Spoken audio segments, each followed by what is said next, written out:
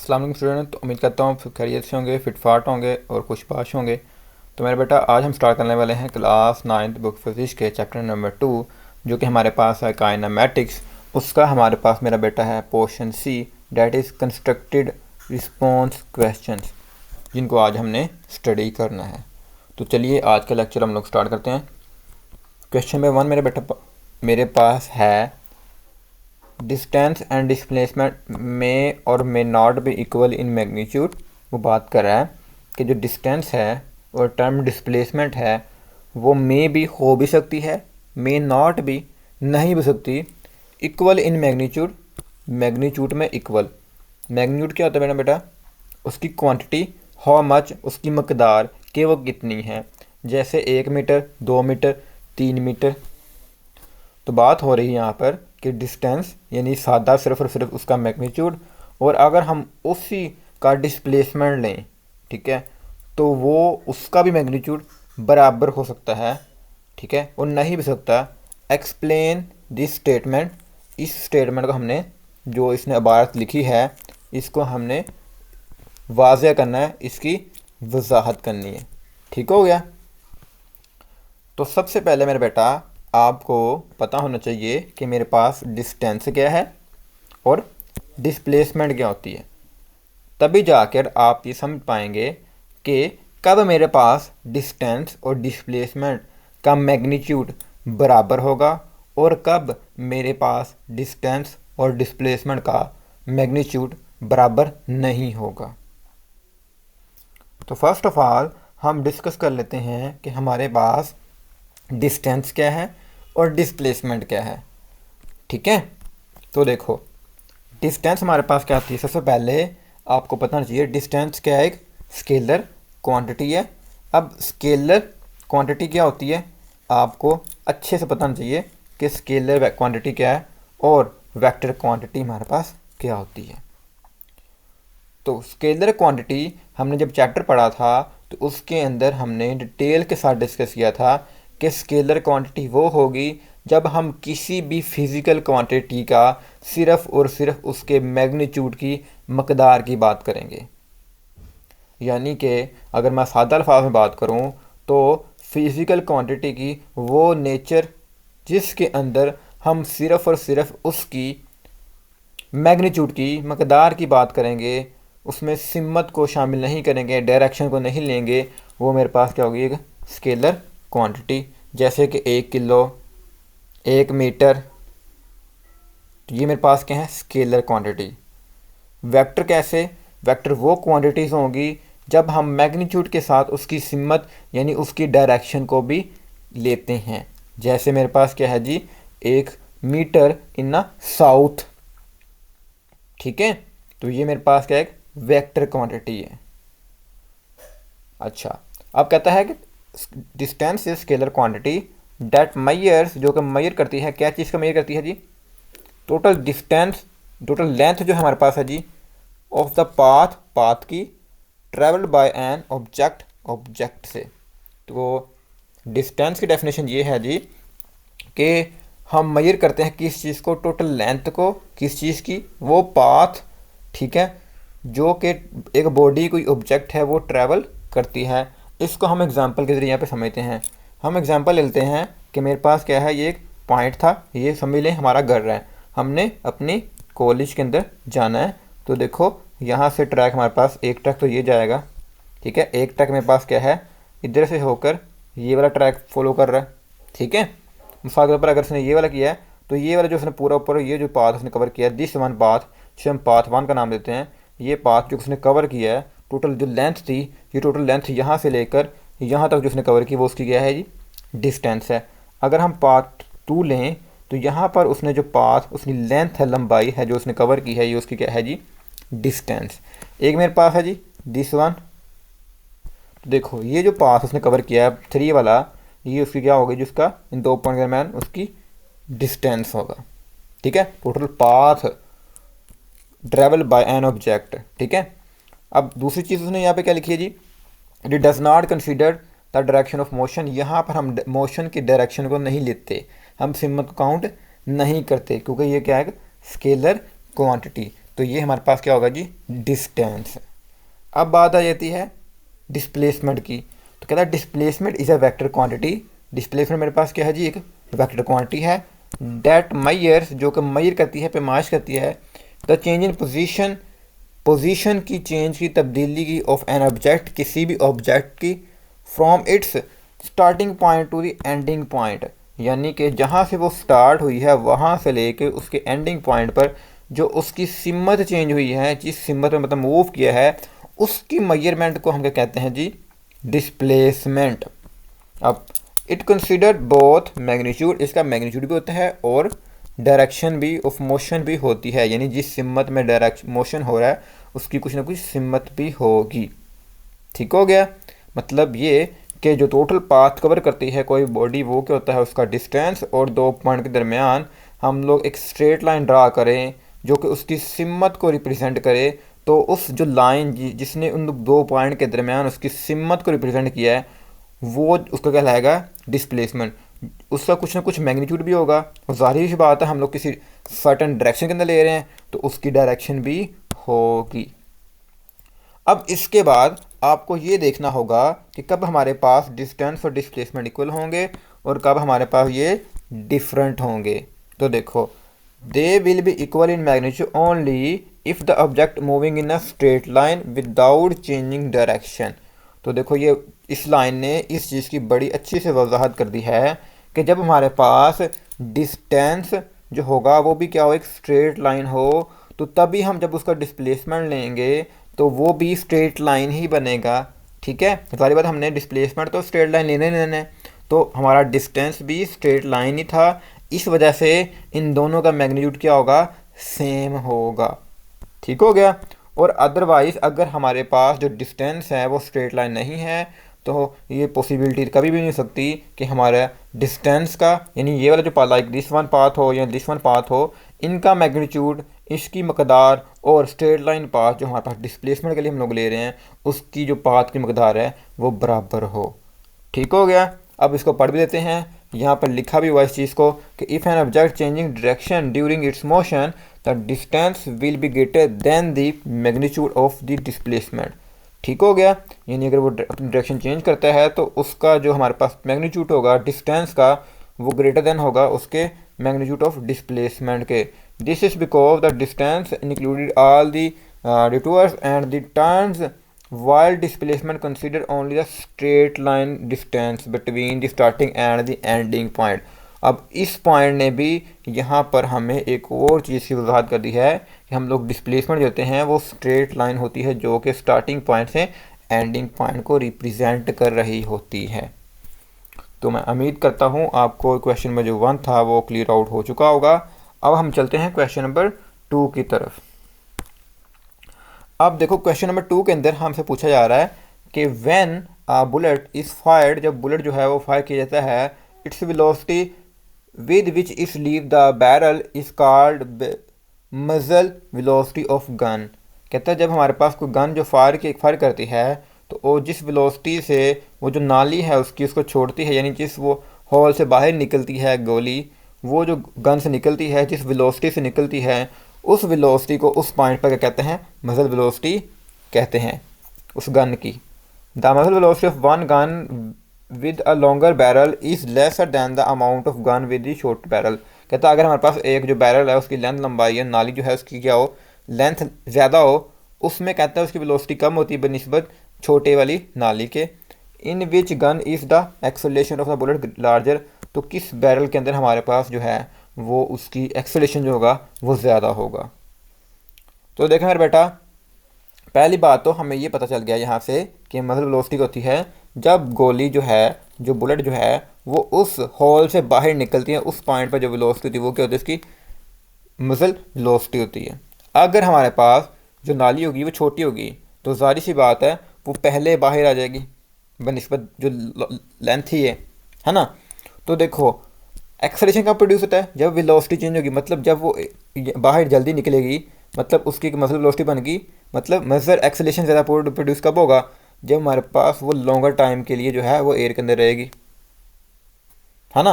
अब एक लेंथ ही थी वो यहाँ से निकल रही है, ठीक है, और इसने स्ट्राइक यहाँ पर करना है, तो देखो इन दो पॉइंट तक हम लोग अगर लें तो इसका एक्सेलेरेशन पॉसिबिलिटी होता है, यानी यहाँ पर rate of change of velocity ज़्यादा होगा, इसके अंदर कम होगा। सही है। तो मतलब ये कि हमारे पास एक्सेलेरेशन जो है वो जो है ज़्यादा प्रोड्यूस होगा किस में, शॉर्टर बैरल के अंदर। ठीक हो गया। तो देखो आंसर है जी, the acceleration of the bullet with larger in the gun, ठीक है, विद द शॉर्टर बैरल, जिसके अंदर हमारे पास जो बैरल हो गया होगा शॉर्टर होगा। अब इस चीज़ को यहाँ पर प्रॉपर्ली जो एक्सप्लेन किया गया है, पहली चीज़ के मतलब वेलोसिटी की होती है, ये प्रॉपर्ली यहाँ पर एक्सप्लेन की गई है। Is the final velocity of a bullet as it leave the barrel, यानी वो वेलोसिटी जब वो बैरल को छोड़ती है तो वहाँ पर जो वेलोसिटी थी उसकी क्या कहलाती है, मजल वेलोसिटी। अब एक्सेलेरेशन क्या होता है वो भी इसने एक्सप्लेन किया हो यहाँ पे, is the rate of change of velocity, velocity का चेंज होना। ठीक हो गया। जब पहले निकल आएगा यानी उसमें एक्सेलेरेशन ज़्यादा प्रोड्यूस होगा, जब वो बाद में निकलेगा सारी बात उसमें एक्सेलेरेशन भी कम प्रोड्यूस होगा। तो since the barrel with shorter bullet with shorter barrel reaches the same final velocity in the shorter distance, वो कम डिस्टेंस के अंदर उसको अटेन कर लेगा। It must be experienced greater acceleration to achieve the velocity in a lesser time, तो वो जो हमारे पास एक्सेलेरेशन में जो चेंज आया है वो लेसर टाइम के अंदर उसको अचीव कर लेगा। ठीक हो गया। तो इस वजह से हमारे पास जो बैरल उसका जो स्मॉल बैरल होगा, शॉर्टर बैरल वाली जो गन होगी उसमें एक्सेलेरेशन ज़्यादा प्रोड्यूस होगा, यानी rate of change of velocity यानी उसकी स्पीड जो होगी वो विद टाइम जो है डायरेक्शन के साथ ज़्यादा चेंज होगी। ठीक हो गया जी। तो मैं उम्मीद करता हूँ आपको क्वेश्चन नंबर 2 भी ये अब क्लियर हो चुका होगा। अब हम चलते हैं क्वेश्चन नंबर 3 की तरफ। अब क्वेश्चन नंबर 3 के अंदर कहता है जी, फॉर अ कंप्लीट ट्रिप, हमारे पास एक ट्रिप है, कोई भी मतलब एक पर्सन था उन्होंने ट्रिप की हुई है, the average velocity was calculated, हम लोगों ने उसकी एवरेज जो वेलोसिटी उसको कैलकुलेट किया, its value came out to be positive, उसकी वैल्यू हमारे पास क्या आई है, पॉजिटिव आई है। It is possible that at instantaneous velocity, हमारे पास इंस्टेंटेनियस वेलोसिटी के लिए किसी खास टाइम के लिए at any time during the trip had a negative value, उसकी वैल्यू क्या हो, नेगेटिव हो। जस्टिफाई योर आंसर, अपने आंसर को जस्टिफाई करें। मतलब ये है कि मिसाल के तौर पर ये दो पॉइंट थे, इनके दरमियान हमने क्या क्या ट्रैवल किया है, ठीक है, और हमने बताना है कि ओवरऑल वैल्यू सारी पॉजिटिव है वैल्यू, लेकिन कुछ टाइम के लिए क्या हो सकता है, किसी खास टाइम के लिए, लाइक दिस वन, यहाँ से हम लोग इस पॉइंट पर लेंगे अगर, तो इस पॉइंट पर हमारे पास इंस्टेंटेनियस वेलोसिटी इसकी नेगेटिव हो, तो इस चीज़ को हमने एक्सप्लेन करना है। तो ये पॉसिबल है, कैसे है ये प्रॉपर नीचे एक्सप्लेन किया, मैं इसको पढ़ता हूँ, आपको मेरा बेटा अच्छे से समझ आ जाएगी। तो देखो यहाँ पे लिखा हुआ है कि average velocity is the total displacement divided by total time taken, यानी कि यहाँ पॉइंट से लेके इस पॉइंट तक जो उसने टोटल डिस्प्लेसमेंट कवर किया है, जो डिस्टेंस कवर किया है ख़ास डायरेक्शन के साथ, है ना, सादा बात करूँ मैं तो वो डिवाइडेड बाय जितना उसे टाइम लगा, उस चीज़ को हमारे पास दोनों को रेशो लें तो वो क्या होगा, average velocity. It gives an overall picture of the motion, तो ये हमें ओवरऑल एक पिक्चर देगा, एक पूरी नज़रिया देगा, एक खाका देगा आपको किस चीज़ का, आपके जो अपने ट्रिप की है। अब इंस्टेंटेनियस वेलोसिटी क्या होती है, इस velocity of an object at specific moment in time, यानी किसी खास टाइम के, लाइक मैंने इस पॉइंट पर देखा, या मैं इस पॉइंट पर देखना चाह रहा हूँ, या मैं इस पॉइंट पर देखना चाह रहा हूँ, तो वो खास टाइम के लिए जो हमारे पास उसकी वेलोसिटी होती है वो क्या होती है, इसकी इंस्टेंटेनियस, यानी फॉर एनी इंस्टेंट। ठीक हो गया। मतलब जब आप लोग बात करता हूँ, मैं समझाता हूँ आप लोगों को इस चीज़ को। तो देखो बेटा, जब आप बाइक चला रहे होते हो तो आपने कभी नोटिस किया होगा, या बाइक पे बैठे हो तो गाड़ी के अंदर बैठे हो तो नोटिस करते हो, आपको एक मीटर के होता है, जैसे स्पीडोमीटर हम लोग कहते हैं, जो आपकी गाड़ी का मीटर होता है, उसके ऊपर आपको एक सुई जो नीडल जो होती है वो आपको जो है मूव होती नज़र आती है, तो वो 10 पर, 20 पर, 30 पर, 40 पर नज़र आती है। तो वो उस खास टाइम के लिए उतनी स्पीड होती है आपकी गाड़ी की। जैसे आप स्पीड को इंक्रीज़ करते हो, यानी एक्सेलरेशन रेस देते हो या ब्रेक लगाते हो, तो वहाँ आप देखते हो कि सुई भी उस तरह भी डिक्रीज़ होती है, इंक्रीज़ होती है। तो मतलब ये उस खास टाइम के लिए आपकी वो स्पीड थी, तो वो जो खास टाइम के लिए आपकी जो स्पीड थी, जो रिप्रेजेंट हो रही थी, वो आपकी इंस्टेनियस स्पीड थी। इसी तरह से जो वेलोसिटी उस खास टाइम के लिए वो क्या होगी, इंस्टेनियस वेलोसिटी।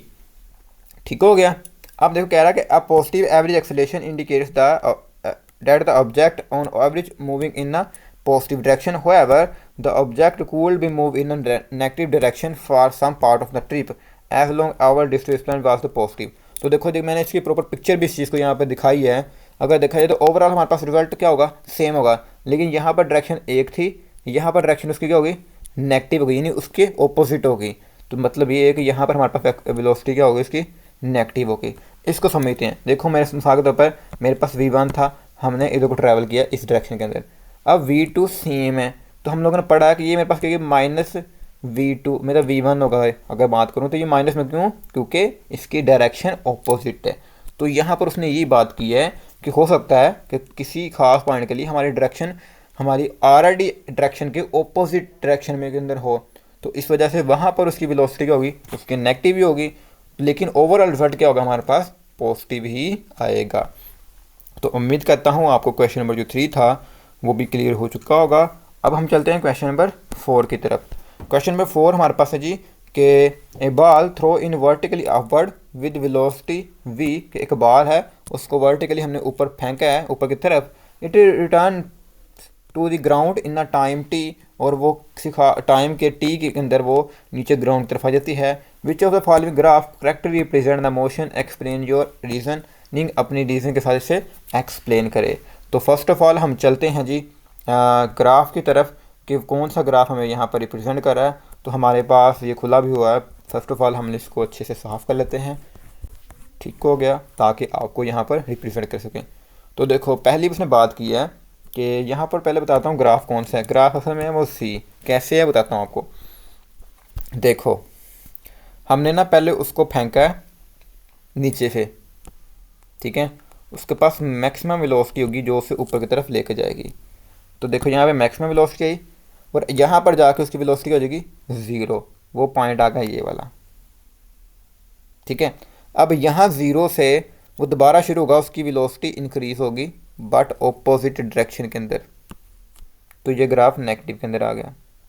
और यहाँ पर इसकी मैक्सिमम वैल्यू होगी जब वो ग्राउंड में हिट करेगा। तो ये वाला जो ग्राफ है ये प्रॉपरली एक्सप्लेन कर रहा है इस चीज़ को, जो फिनोमेना यहाँ पर रूल नमा हो रहा है। तो इस वजह से कहेंगे कि हमारे पास जो ग्राफ सी है वो इस चीज़ को प्रॉपरली एक्सप्लेन करे। मैं दोबारा बता दूँ कि यहाँ पर जब वो मूव करेगी ऊपर की तरफ तो उसके पास मैक्सिमम वेलोसिटी वैल्यू थी, तो यहाँ पर मैक्सिमम वैल्यू आ गई, ठीक है। और जैसे ऊपर जाएगी वहाँ पर स्टॉप हो जाएगा, यानी उसकी वैल्यू हो गई 0, फिर वो नीचे की तरफ आएगा तो उसकी वैल्यू जो है वो इंक्रीज़ होना शुरू हो जाएगी। तो इस वजह से हमारे पास जब हिट करेगा तो उसकी क्या वैल्यू क्या होगी, मैक्सिमम। तो ये वाला जो ग्राफ सी है ये करेक्ट पिक्चर है किस चीज़ की, जो कि हमें क्वेश्चन के अंदर पूछा गया है। तो देखो द ग्राफ हमारे पास जो करेक्ट ग्राफ वो कौन सा है जी, सी है। अब ये क्यों है ये प्रॉपरली यहाँ पे एक्सप्लेन किया गया है। When the ball is thrown upward, जब कोई बॉल हम लोग ऊपर की तरफ फेंकते हैं, its velocity decrease due to gravity, gravity की वजह से इसकी वेलोसिटी होती है डिक्रीज हो जाती है। At the highest point the velocity become 0, और उसकी वेलोसिटी हाईएस्ट पॉइंट की हो जाएगी 0 हो जाएगी। Then the ball start falling back down and its velocity increase in down direction, और उसकी वेलोसिटी हो जाएगी इंक्रीज हो जाएगी। यानी कि अगर मैं ग्राफ यहाँ पर बनाऊँ तो ये ग्राफ बनेगा कुछ यूँ कि पहले हमारे पास मैक्सिमम थी 0 पर आई, फिर इस 0 से मैक्सिमम पर गई।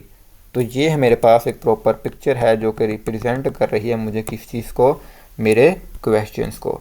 अब graph C shows this behaviour, the slope of the graph initially positive upward motion then become 0 at the peak finally become negative to down direction. तो इस वजह से हमारे पास जो ग्राफ सी है वो हमें प्रॉपरली इस चीज़ को एक्सप्लेन कर रहा है। तो मैं उम्मीद करता हूँ आपको क्वेश्चन नंबर जो हमारे पास 4 था वो भी क्लियर आउट हो चुका होगा। नेक्स्ट क्वेश्चन मेरे पास है क्वेश्चन नंबर 5, हम उसकी तरफ बढ़ते हैं। अब क्वेश्चन में फाइन पूछता है जी the figure given below shows the distance time graph for the time of cycle, find the velocity for a segment A B C. तो हम लोगों ने उसकी वेलोसिटी फाइंड करनी है कि इस पॉइंट के लिए ए बी सी डी। पहले हम लोग ग्राफ देख लेते हैं ताकि हमें उसके बारे में कैलकुलेशन करें। पहला ग्राफ मेरे पास ये है कि हमने इस लाइन की निकालनी है, दिस वन की, हम लोगों ने इसकी और इसकी हम लोगों ने वेलोसिटी फाइंड आउट करनी है। तो देखो हमारे पास है calculate the slope of the हमारी लाइन, किस तरह फाइंड करेंगे, चेंज इन डिस्टेंस और ओवर टाइम, ठीक हो गया। अब हम लोग फॉर फर्स्ट ए के लिए यहाँ पर हमने निकाला है ए पोर्शन के लिए, तो हम लोग ए को पहले कैलकुलेट करते हैं हमारे पास इनिशियल वेलोसिटी क्या है उसकी फाइनल वेलोसिटी क्या है। तो देखो यहाँ पर अगर हम बात करें तो यहाँ पर इसकी इनिशियल वेलोसिटी क्या है हमारे पास, इसकी 0 है, और फाइनल क्या है इसकी वैल्यू, अगर यहाँ पर हम लोग देखें तो 2 है, यानी 2 फाइनल माइनस 0, यानी 2.0 माइनस आएगा 0 आएगा, और टाइम क्या होगा, यहाँ पर 0 था और यहाँ पर हमारे पास वैल्यू क्या है जी 6 है। तो ये देखो तो हमारे पास टाइम क्या आएगा 6 -0 यानी 2 किलोमीटर। यहाँ पर देखो -0 डिवाइड बाय 6 -0 आ गया। ओके हो गया। जब हमने इसको सिंप्लीफाई किया तो हमारे पास आंसर आ गया 0.3 किलोमीटर पर मिनट, यानी हमारे पास इस पॉइंट के लिए, इस स्लोप के लिए जो हमारे पास वैल्यू आई वो कितनी 0.3 किलोमीटर पर मिनट आ गई। इसी तरह हमारे पास बी के लिए निकालनी है, तो फर्स्ट ऑफ ऑल हम करते क्या हैं कि इसको अच्छे से साफ कर लेते हैं ताकि हमें दूसरी पोर्शन को समझने में मदद हो सके। तो देखो दूसरे के लिए हमारे पास फाइनल और इनिशियल वेलोसिटी क्या है जी, सेम है। तो मतलब मेरे पास 2 - 2 आ जाएगा, और टाइम क्या मेरे पास है जी 6 से लेके मेरे पास कितना है यहाँ पर देखो 12 है, यानी 12 - 6 है। तो देखो 0 ऊपर आ गया, नीचे हमारे पास वैल्यू होगी 6 की। तो देखो 0 समथिंग इज इक्वल टू 0। तो मतलब ये है कि हमारे पास पोर्शन बी के लिए जो वैल्यू होगी वो क्या होगी 0। तो देखो यहाँ पे लिखा हुआ है कि the line is horizontal indicates no change in distance over a time, therefore velocity is 0। तो हमारे पास क्या होगी 0 होगी। अब तीसरे पोर्शन के लिए देखें हम लोग, तो देखो इसको पहले साफ कर लेते ताकि हमें समझने में और मदद मिल सके। ठीक है, तो देखो अब हम दोबारा चलते हैं या क्वेश्चन की तरफ। देखो यहाँ पर 2 था, यहाँ पर हमारे पास वैल्यू क्या है जी, अगर हम लोग डिस्टेंस की बात करें क्या है 0, यानी 0 - 2 आ जाएगा, ओवर आ जाएगा। मेरे पास टाइम क्या था 12, ये वाला सॉरी दिस वन लाइन हमारे पास यहाँ पर ये गलत लगी है, तो ये अप्रोक्सीमेशन अगर लाइन ड्रा करूँ तो ये मेरे पास 12 बनती है, अप्रोक्सीमेशन 12। तो 12 यानी हमारे पास फाइनल कौन सी 20, यानी 20 - 12। ठीक है, ये देखो ये आ जाएगी वैल्यू, इसको कैलकुलेट करना। तो इधर देखो मैंने ये वैल्यू ली है 0 - 2, ठीक है यहाँ पर, और 20 - 12। जब मैंने इसको कैलकुलेट किया तो मेरे पास आंसर आ गया 0.25 किलोमीटर पर मिनट। तो इस तरह से हम लोग जो है इस चीज़ को फाइंड आउट कर सकते हैं। तो मैं उम्मीद करता हूँ आपको जो न्यूमेरिकल था क्वेश्चन था ये समझ आ गया होगा। फिर भी कोई डाउट हो इस बारे में या किसी जो हमारे पास ऊपर क्वेश्चन है तो आप कमेंट सेक्शन में जाके पूछ सकते हैं। अब हम चलते हैं क्वेश्चन नंबर 6 की तरफ, जो हमारे पास है जी is it possible that the velocity of an object is 0 at distant of time but its acceleration is not 0, if yes give an example such case. अब ये जो क्वेश्चन है ये one of the important question है, और ये बहुत ज़्यादा पेपर में जो पहला सिलेबस था आपसे पहले जो बुक्स थी उसके अंदर बहुत ज़्यादा पूछा जा रहा था, क्योंकि ये बुक जो है फर्स्ट टाइम आई है। तो ये क्वेश्चन जो मैंने ऑलरेडी जो पहला प्रीवियस सिलेबस था उसके अंदर बहुत पढ़ाया है, और ये क्वेश्चन बहुत दफ़ा रिपीट होता है क्योंकि ये थोड़ा सा लॉजिकल क्वेश्चन है, और पेपर के अंदर ज़्यादा क्वेश्चन लॉजिकल ही आते हैं। अब देखो उसने बात क्या की है ये समझो। पहले उसने कहा जी ये पॉसिबल है कि किसी ऑब्जेक्ट की वेलोसिटी 0 बट उसका एक्सेलरेशन जो है वो 0 ना हो। तो ये पॉसिबल है, कब पॉसिबल है मैं आपको बताता हूँ। मिसाल के तौर पर आपने बॉल को, अभी पढ़ा आपने, एक बॉल है, बॉल को आपने ऊपर की तरफ फेंका, इस पॉइंट पर जाकर इसकी वेलोसिटी क्या हो जाएगी 0। इस बात का बताया ना आपको। अब इस पॉइंट पर इसकी वेलोसिटी क्या है 0, बट इसके ऊपर ग्रेविटेशनल एक्सेलरेशन अभी भी एक्ट कर रहा है जो उसे नीचे की तरफ धकेल रहा है। तो मतलब ये है कि यहाँ पर इसकी वेलोसिटी तो 0 है बट उसका ग्रेविटेशनल एक्सेलरेशन 0 नहीं है। ठीक हो गया। तो ये बेस्ट एग्जांपल है जो कि इस चीज़ को जस्टिफाई कर रही है। तो देखो आंसर हमारे पास है यस इट इज़ पॉसिबल, ऐसा पॉसिबल है। ए बॉल थ्रोन वर्टिकली अपवर्ड, जब हम लोग बॉल को ऊपर की तरफ फेंकते हैं at highest point of the trajectory the ball velocity momentary become 0 as its change in direction. जब हमारे पास डायरेक्शन चेंज होती है तो वहाँ पर उसकी वेलोसिटी क्या होती है 0 होती है। However even at instant that instant gravity is still acting on a ball causing it to accelerate downward, तो जिस वजह से वो नीचे की तरफ आती है। तो मतलब ये कि उस पॉइंट पर भी उसके ऊपर एक्सेलेरेशन एक्ट हो रहा होता है। तो मैं उम्मीद करता हूँ कि आपको इस क्वेश्चन की भी समझ आ गई होगी। ये थे क्वेश्चन हमारे पास चैप्टर नंबर 2 के, जिनको हमने डिटेल के साथ डिस्कस किया। इस बारे में आपका कोई भी क्वेश्चन हो, कोई क्यूरी हो, कोई डाउट रह गया हो, कुछ चीज़ की समझ ना आई हो, तो आप कमेंट सेक्शन में जाकर ज़रूर पूछिएगा, क्योंकि हमारी हमेशा कोशिश होती है कि आपके लिए बेस्ट से बेस्ट वीडियो लेक्चर लेके आएँ। और जो इसके PDF नोट्स हैं उसका जो लिंक है वो आपको वीडियो डिस्क्रिप्शन के अंदर मिल जाएगा। तो आज के लिए इजाज़त दीजिए, अल्लाह हाफिज़।